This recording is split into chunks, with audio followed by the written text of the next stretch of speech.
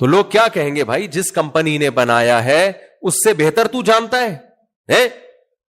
تیرے پاس علم اس سے زیادہ ہے؟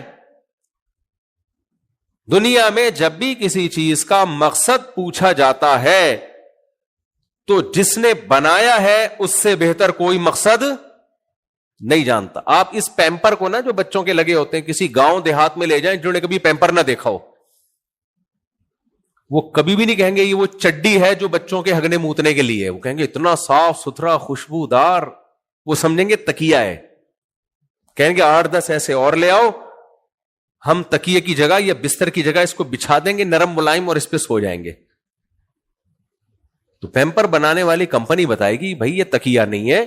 ایسے کتنے واقعات ہیں نا, لوگ کیا چیز کو کیا سمجھ کے استعمال کرتے رہے. جب افغانستان میں جنگ شروع ہوئی نا شروع میں, تو انہوں نے یہ میزائل نہیں دیکھے تھے. تو رشیا کے جب میزائل آ کے گرتے تھے تو جو گاؤں دیہات کے لوگ ہیں ان کو نہیں پتا تھا یہ کیا ہے. تو کہیں چلتے ہوئے کوئی کھوکا نظر آیا, وہ اس کو گلاس کے طور پر لسی ڈال کے اس میں کھوکے میں پی رہے ہوتے تھے. کسی نے کہا ہے, پتہ نہیں صحیح کہا ہے یا پاکستان میں پھینکو بھی بہت ہیں, کسی نے کہا کہ جب یہ گاڑی نئی ایجاد ہوئی نا موٹر کار, کسی گاؤں میں گئی تو لوگ بڑے حیرانگی سے دیکھ رہے تھے اس کو.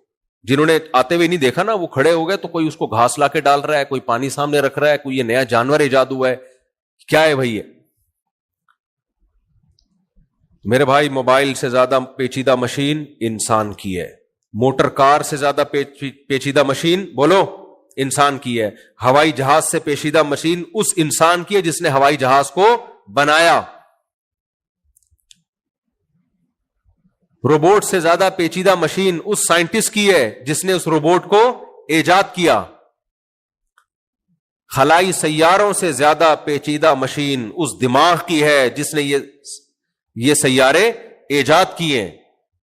سب سے زیادہ اس کائنات میں جو پیچیدہ ترین مخلوق ہے وہ کون سی ہے؟ انسان, جس کا دماغ انتہائی ذہین. لقد خلقنا الانسان فی احسن تقویم, سب سے بہترین انداز میں کسی مخلوق کو اگر ڈیزائن کیا گیا ہے اس مخلوق کا نام کیا ہے؟ انسان. اب آپ مجھے ایک بات بتاؤ, کیا اس کا کوئی پرپز نہیں ہوگا اس کو پیدا کرنے کا ہے؟ اس کو بنانے والے نے بنا کے چھوڑ دیا جو مرضی کر بھائی تو. عقل مند انسان وہی ہے. اب آپ غیر مسلموں سے پوچھو ہم کیوں بنے, کوئی جواب نہیں ہے ان کے پاس. تو عقل مندی کا تقاضا یہ ہے کہ اپنا ٹائم بچایا جائے, زندگی کو برباد نہ کیا جائے. بنانے والے سے پوچھا جائے کہ اے بنانے والے تو نے ہمیں کیوں بنایا, تو نے ہمیں بولو کیوں بنایا. بنانے والا کہتا ہے کہ میں خود براہ راست بندوں سے رابطہ نہیں کرتا, میں اپنے نمائندے بھیجتا ہوں جن کو پیغمبر کہا جاتا ہے, اور ان کے پیغمبروں کی ایک طویل فہرست ہے. عیسیٰ علیہ السلام, موسیٰ علیہ السلام, داؤد علیہ السلام, سلیمان علیہ السلام, یوسف علیہ السلام, ابراہیم علیہ السلام, اسحاق علیہ السلام, اور یہ تمام آسمانی مذاہب ان پیغمبروں پر متفق ہیں.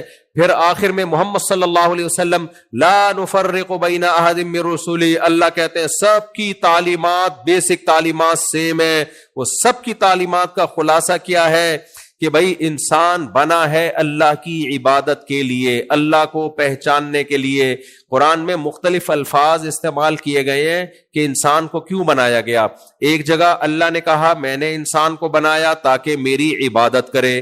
ایک جگہ اللہ نے کہا کہ میں نے انسان کو بنایا لیبلوکم ایکم احسن عملا, میں دیکھنا چاہتا ہوں اچھا عمل کون کرتا ہے. ایک جگہ اللہ نے فرمایا اما شاکرا و اما کفورا نبتلیہ فجعلناہ سمیعا بصیرا, میں دیکھنا چاہتا ہوں یہ شکر گزار بنتا ہے یا ناشکرا بنتا ہے.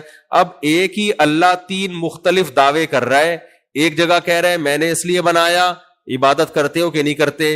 ایک جگہ کہہ رہا ہے کہ میں نے اس لیے بنایا کہ تم شکر گزار ہو یا ناشکرے ہو. پھر دوسری جگہ کہہ رہا ہے میں نے اس لیے بنایا میں دیکھنا چاہتا ہوں اچھا عمل کرتے ہو یا برا عمل کرتے ہو. اب یا تو یہ اشکال ہے اللہ تو خود ایک دعوے پہ ٹکتا ہی نہیں ہے, ایک دعویٰ کر نہیں رہا. کبھی کہہ رہا ہے عبادت کے لیے بنایا, کبھی کہہ رہا ہے یہ دیکھنے کے لیے بنایا کون اچھا کون برا, کبھی کہہ رہا ہے یہ دیکھنے کے لیے بنایا کون شکر گزار کون ناشکرا. تو ایک بات بتا تاکہ ہم اس کو فالو کریں.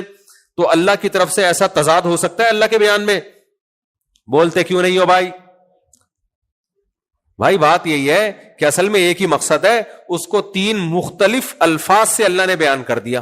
کیا خیال ہے بھائی؟ اور 3 مختلف سینٹینس سے اس لیے بیان کیا کہ کسی سینٹینس کا کوئی غلط مطلب نہ نکال لینا. بہت مشکل ہے بھائی, اس زمانے میں دنیا میں سب سے مشکل کام ہے بات سمجھانا. دوسری شادی سے بھی زیادہ مشکل کام ہے یہ. اور بیوی کو دوسری شادی سمجھانا اس سے بھی زیادہ مشکل کام ہے. لوگ مجھ پہ پاس آ رہے ہوتے ہیں کہ ہم جو ہے ہماری بیوی نہیں مان رہی دوسری شادی کے لیے. میں کہتا ہوں تم جیسے بے وقوفوں کے لیے اسلام میں دوسری شادی ہے ہی نہیں, جو بیوی کو سمجھا رہے ہیں. یعنی قربانی کے بکرے کو سمجھا رہے ہیں کہ تو لیٹ جا. نہیں آئی میرا خیال ہے بات. ایک آدمی مولوی صاحب کے پاس آئے اور کہے کہ میں بکرا ذبح کرنا چاہتا ہوں, میں بکرے کو کہہ رہا ہوں لیٹ جا, میں چھری چلاؤں گا, وہ لیٹ ہی نہیں رہا, اب میں کیا کروں؟ بھائی بیوی کے اوپر تو سوکن آتی ہے تو اس کے لیے تو قربانی ہے, وہ کیوں پاگل بکرا بنے گی وہ ہے بھائی. اس کا کام یہی کہ آپ کو منع کرے. آپ کی مردانگی یہ کہ منع کرنے کے باوجود آپ کر کے دکھا دے. تپڑ ہے تو پاس کر ورنہ برداشت کر. بسوں کے پیچھے کراچی میں لکھا ہوتا ہے. تو بھائی کیوں بنایا اللہ نے؟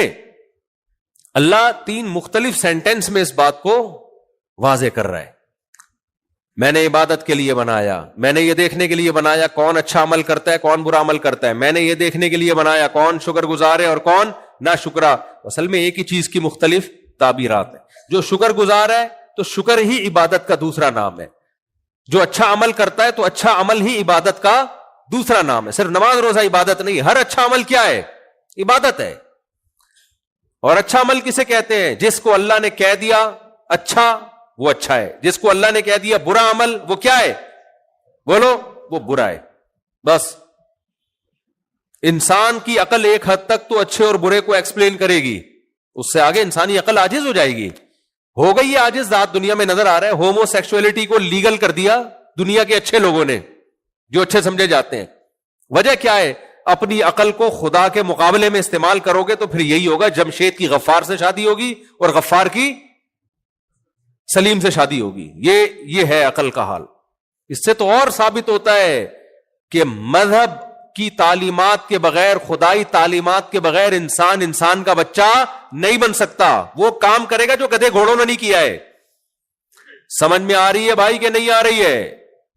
یہ کام تو گدھے گھوڑے نہیں کرتے جو انسانوں نے جس کو لیگل کر دیا. سے صاف پتہ چلتا ہے بھائی ہماری عقل بہت محدود ہے. خدا کے مقابلے میں اپنی عقل کبھی بھی استعمال نہیں کرنی ہے.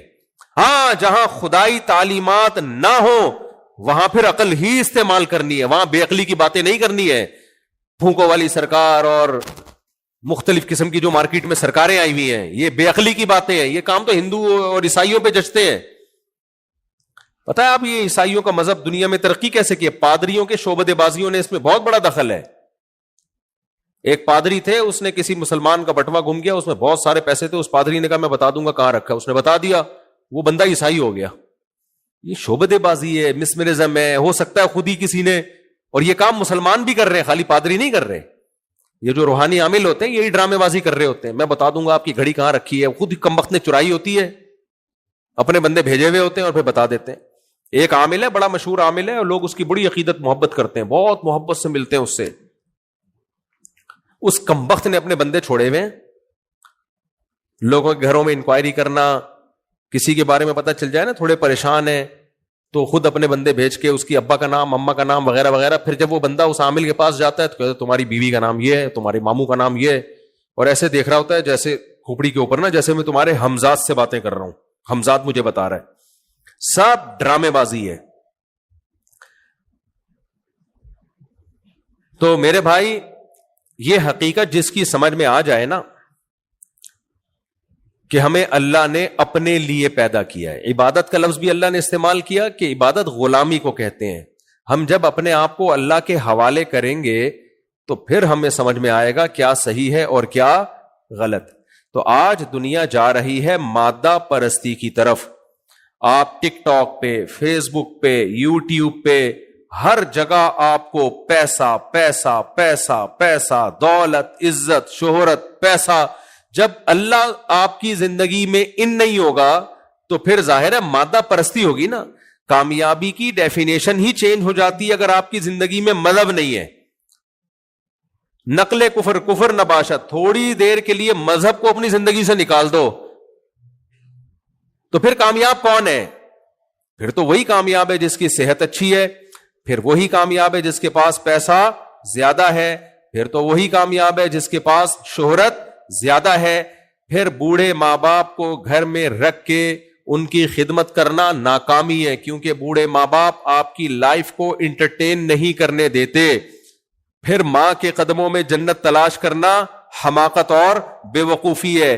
پھر ایسا ہوگا کل آپ کے باپ کا انتقال ہوا اور شام کو آپ ایک میوزیکل پروگرام میں جا رہے ہیں، کیونکہ نہیں گئے تو 1 کروڑ کا آپ کا نقصان ہوگا، اور سارے مادہ پرست آپ کو پروموٹ بھی کر رہے ہوں گے. ویل ڈن، ویل ڈن، زندہ باد. پروفیشن کو یہ بندہ فوکس کر رہا ہے، باپ تو مر گیا، مرنا تھا اس نے. تو ریلیشن کیا ہو جاتے ہیں بولو. پھر ایسا ہی ہوگا 9 مہینے بعد لاشیں ملیں گی، نہ باپ کا پتا، نہ ماں کا پتا، نہ بھائی کا پتا، نہ بہن کا پتا. پھر بیوی مارکیٹ سے شارٹ، گرل فرینڈ آئے گی بیوی کی جگہ، اور عورت کی جگہ شوہر کے بجائے کون آئے گا؟ بوائے فرینڈ آئے گا. آیا ہے نا، پوری دنیا میں آ رہے ہیں. شوہر مارکیٹ سے کیا ہو رہے ہیں؟ آپ لوگ بولتے کیوں نہیں بھائی؟ میرے بیان کے آداب ہیں، ہر ایک کے بیان کے آداب ہوتے ہیں نا، تو میرے بیان کے آداب ہیں، مجھے جواب چاہیے. تو جب اللہ آپ کی زندگی سے آؤٹ ہوگا تو پھر گرل فرینڈ بھی آئے گی، بوائے فرینڈ بھی آئیں گے، پھر بچے بھی پیدا نہیں ہوں گے، کیونکہ بوجھ ہے وہ، آپ کو ان کو پہ خرچ کرنا ہے. پھر آپ کہو گے میں اپنی پراپرٹی ایک مل جائے بس کافی ہے، وہ انٹرٹینمنٹ کے لیے. پھر نہ نسل بڑھے گی، پھر ریلیشن بھی صرف مادہ پرستی کی بیس پہ ہوں گے. دوست کو چائے بھی نہیں پلائے گا. پھر جاؤ جا کے باہر کے ملکوں میں دیکھو، چائے تک نہیں پلاتے اپنے دوستوں کو، وہ بھی اپنے خرچے پہ. ہمارے ایک دوست نے پیشاب